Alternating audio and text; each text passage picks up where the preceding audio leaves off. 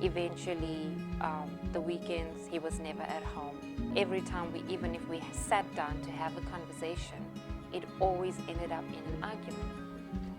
Before I made the contact, He became a bit abusive. What have I done? What did I do that a God like you would love me too? That a God like you would save me too?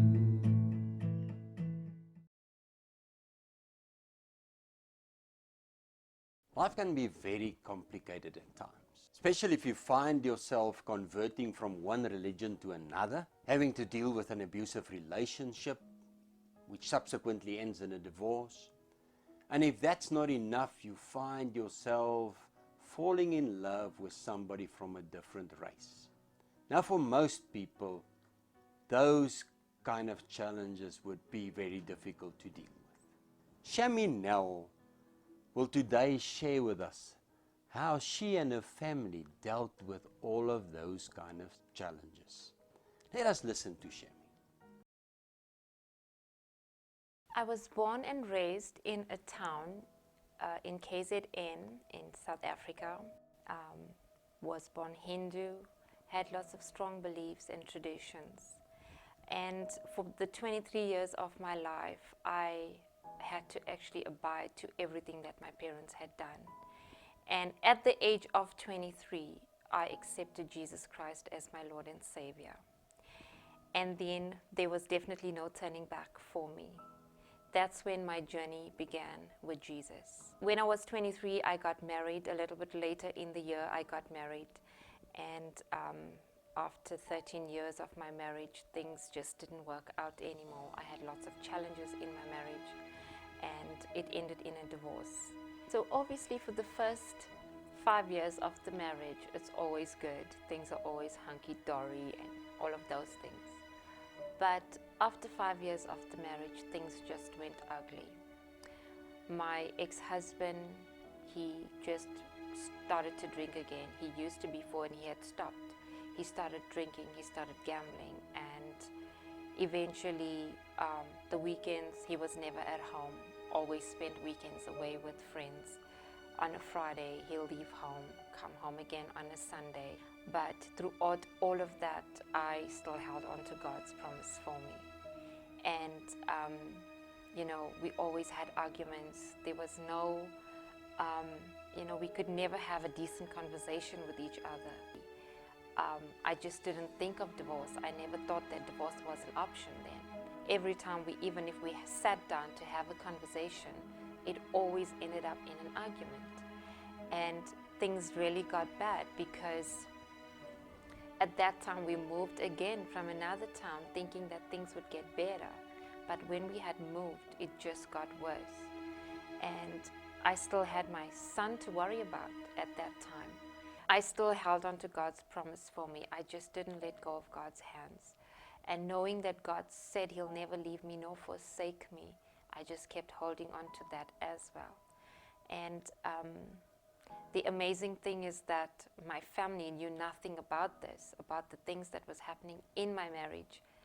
And I certainly believed that it was my marriage and there was no reason for me to actually go back and be a telltale all the time, you know. And eventually when it did end up in a divorce, I think the entire family was shocked about it. And we tried very hard to work things out. But it's just that, like I said, he became a bit abusive. And even verbally, physically, it was the same, just abusive. And, you know, it was really, really heartbreaking to think that my son, you know, being as little as he was, to watch all of this. And know, actually, mom especially wants their child to go through these things, you know. But the thing is, what we did as mom, being the wife and the mom, together with my child, we used to still go down on our knees. As much as my child's dad wasn't around over the weekends, we still prayed for him. We still asked God to be with him and God to protect him and keep him safe and bring him safe wherever he is. because most of the times we didn't even have a clue where he was for the entire weekend. So eventually when he did, there was no other choice. We had to get divorced because we were not compatible anymore. We couldn't communicate with each other anymore. So in 2014, I met my husband, my pillar of strength. When we actually met, I never thought that, when you're single and all right, I'm just going to carry on with life, that things are just going to go the way you want it to be. But God definitely had other plans for me. It really happened in sequence, so it's not just like a love at first sight, It's like I checked her out for a few months and, see how she's doing, what she's doing, how she's treating other people.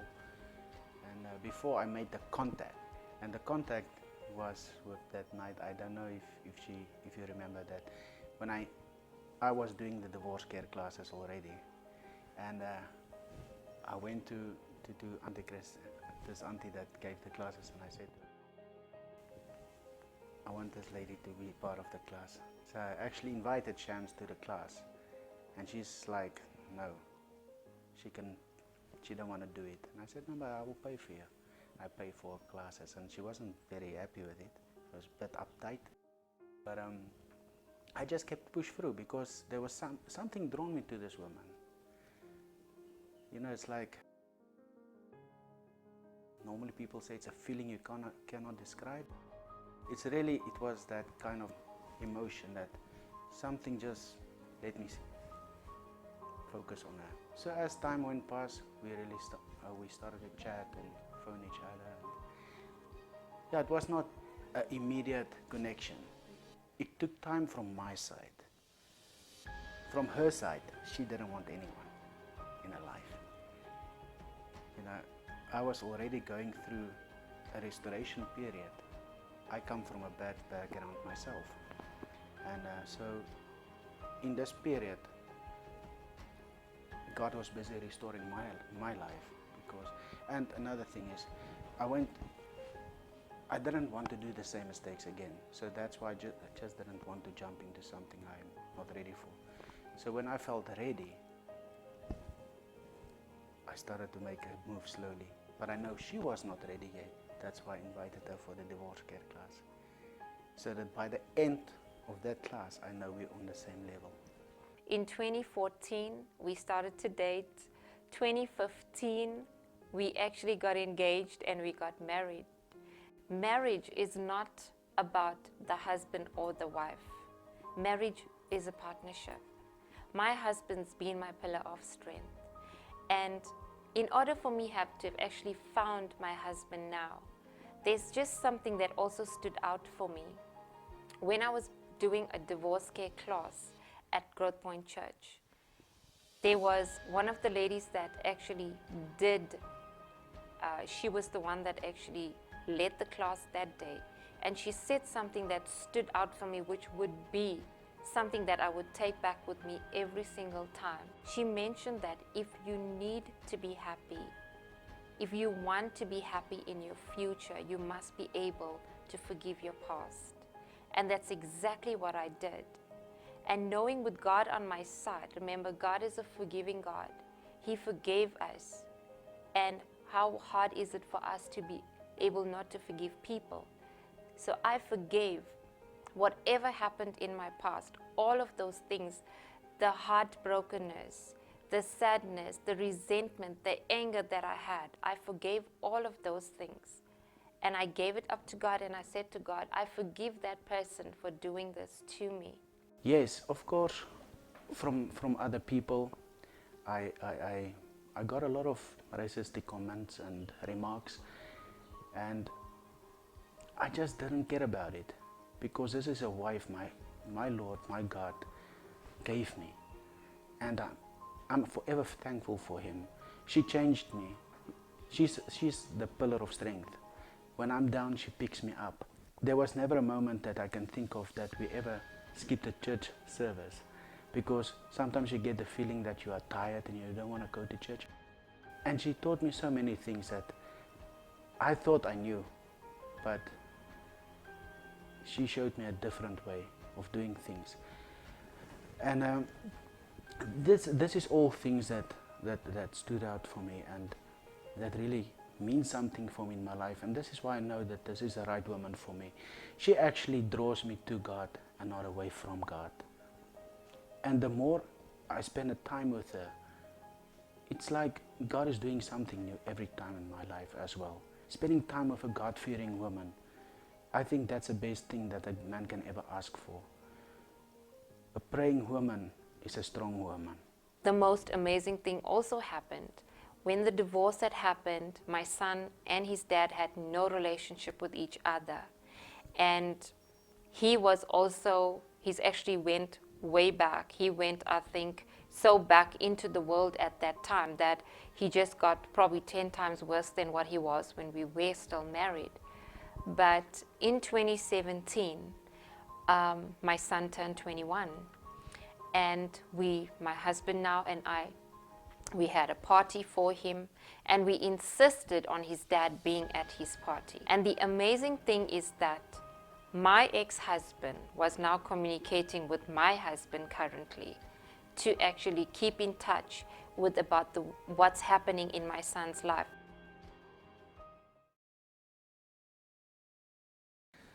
To go back to my own story, me and my ex had a very rough patch, and for my son's sake,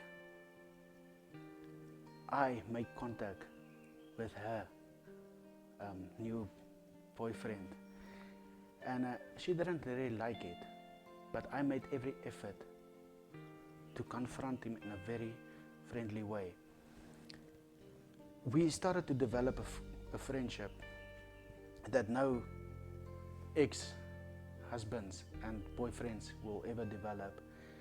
And through him, I have more communication about my son's whereabouts, what's he doing in school, how's his sports performances, something my ex never wanted to give me. And I think through that, the way I treated my son's new stepfather,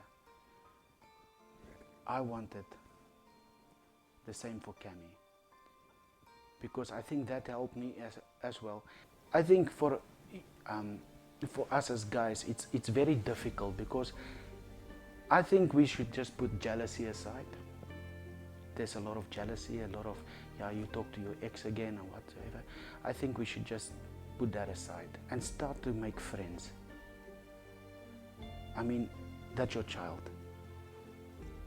Do it for the sake of your children. The child, as much as you needed your father and your mother, that child needs his real biological parents. A step-parent cannot replace a biological parent. You can be there for them. You can help them, you can guide them, you can lead them, you can show them the ways of life. But you will never be able to replace that person. As much as they hate that person, or as much as they don't want to speak to that person, I think you as a stepfather should make every effort to reunite those relationships. And put your own emotions aside for a moment and think about what if it was your child. I come from a background myself that was actually painted red, so it's not beautiful.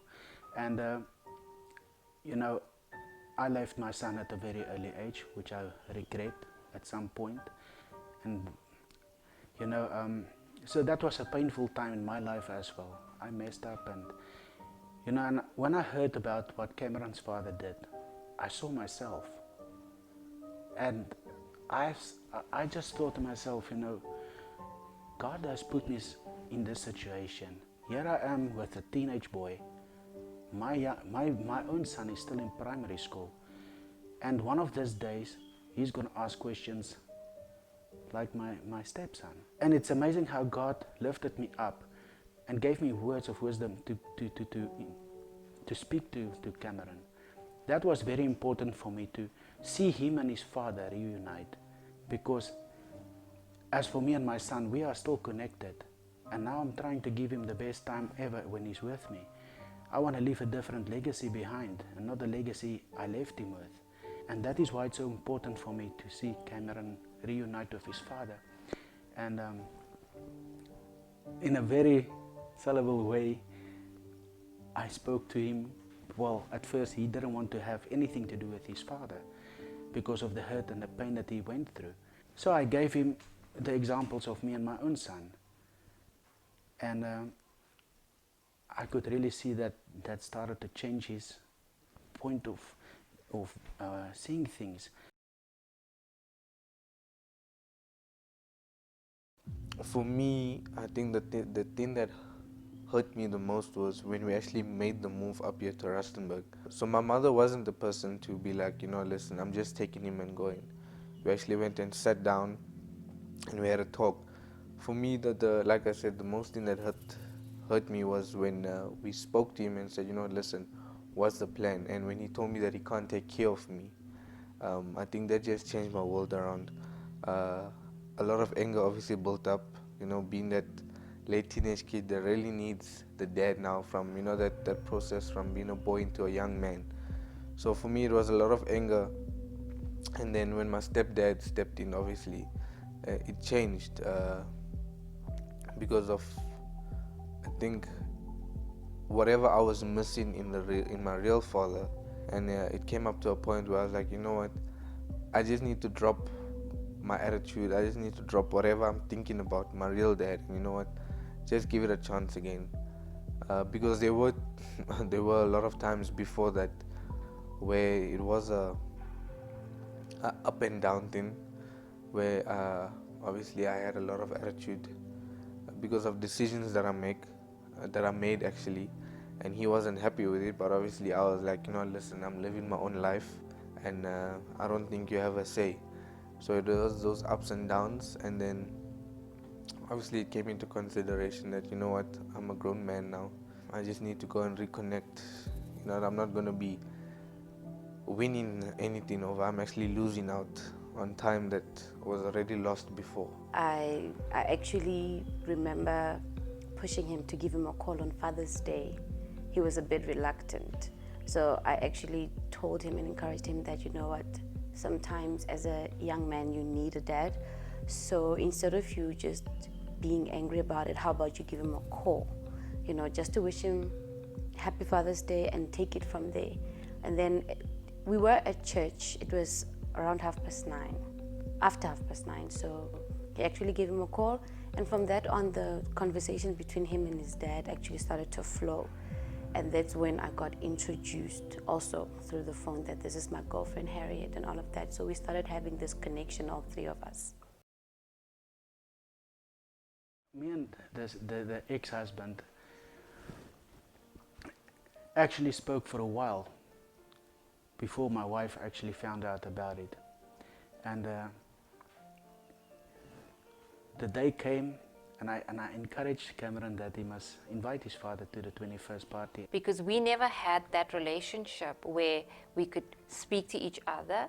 Although yes, we do speak to each other now, but at that time, he just felt it better, my ex-husband, that he wanted to have a relationship with my husband currently, that he would rather chat to him, and he kept giving him all the, feedback about my son, about him serving at church. They got engaged, they're getting married soon. It's all of those things. And when it was his 21st party, my husband actually took my son to the airport to fetch his dad. And the day at the airport, I wish I had a camera, because that was certainly the most beautiful thing that I've ever seen. A boy so full of emotions, don't know what to expect from his father. And when they actually met each other, they just busted out in tears, hugging each other. And it's like that love, in an instant moment, God brought two souls together again. So the first time that we actually spoke was obviously just over the phone, a normal convo. And then when he came up for my 21st, we went to the airport. Told my wife at that time, she was just a girlfriend at that time, not even engaged or anything. And I asked her, baby, how do I react? I don't know. It's been almost 5 to 6 years that I didn't see him, face to face. How do I react? So I've always encouraged him to actually keep on pushing no matter how difficult it is, because I know as a child, every child deserves to have a father. For me, it was unfortunate that, my dad passed when I was a little girl. So, having his father also on my side together with Gerard made me feel like, what, not all men are that bad. So you have that little, assurance that there's guys that can actually protect you. I've always encouraged him to actually go for it, no matter how bad it was, although I wasn't there through the previous years. And it was a lot of mixed emotions, but I think when I saw him, because of me changing myself into this calm person, I was like, it's like nothing never happened.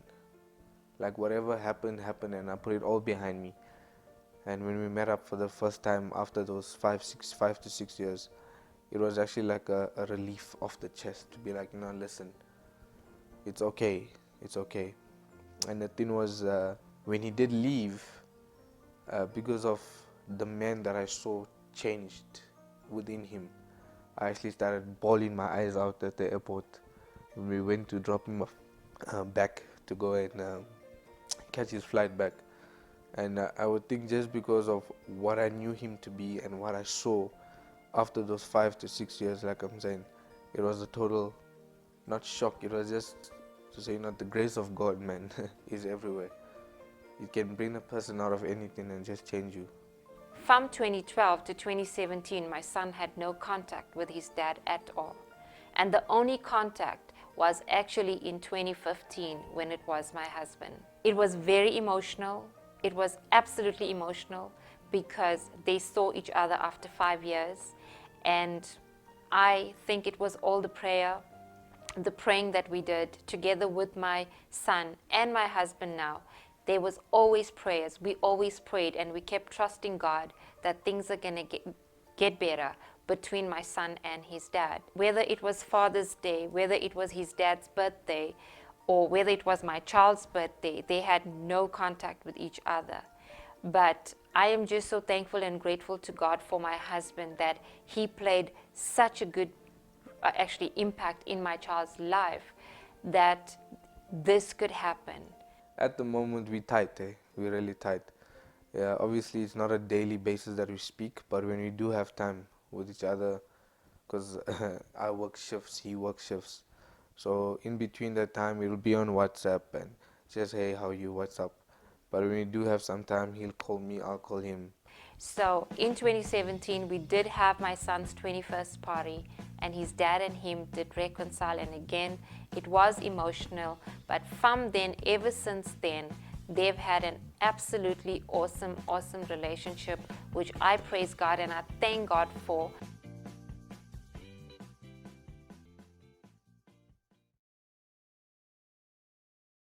From this testimony, I would like to highlight two very important things. The first is relationships, and secondly, diversity. If I were to ask you, what do you want most out of life? I'm pretty convinced that for most people, healthy relationships would rank very high on their lists. The Bible also ranks healthy relationships very high. I mean, we certainly just have to go back to the greatest commandments, where God says, love the Lord your God with all your heart, with all your mind, and with all your soul, and love your neighbor as yourself. See, that's all about love and relationships. God loved us first. He entered into a relationship with us, and He wants us to return that. And as we read then in Romans 12 verse 18, Paul says the following: if possible, so far as it depends on you, be at peace with all people. Now that peace can only be attained or achieved when you are sure of God's love in your life. See, God wants us to live in peace with everybody. And that's one of the principles of a good relationship. Let's talk about diversity. It's my opinion that diversity has always been part of God's plan. And therefore we should embrace it. We should be grateful for that because it's something wonderful. Going back to the greatest commandments that we mentioned earlier, God says the following in Acts 17 verse 26. From one human being he created all races on earth and made them live throughout the whole earth. He himself fixed beforehand the exact times and limits of the places where they would live. You see, in the eyes of God, we are all equal. We are equally loved by Him. And I think for me, that's the important factor here. That love crosses all boundaries. And that's a principle, that's a Christian principle that we should hold on to. The Nel family is a very, very good example of how God's love can overcome any form of diversity. The pain got very, very bad. I'd had a procedure in Cape Town a few years before that, which never worked. It paralyzed me for 12 hours and then the pain came back again, but it never had any long-term effect. The pain was so intense, I couldn't stand, couldn't walk, I couldn't lie down. Not for more than 5 to 10 minutes at a time. If I lay down, after 10 minutes the pain would be so bad I would have to stand up. If I stood, the pain would be so bad after 10 minutes I would have to walk around a bit. Or sit. If I sat, it was only for 5 or 10 minutes. Then the pain would shriek up my back again and into my head and down into my leg.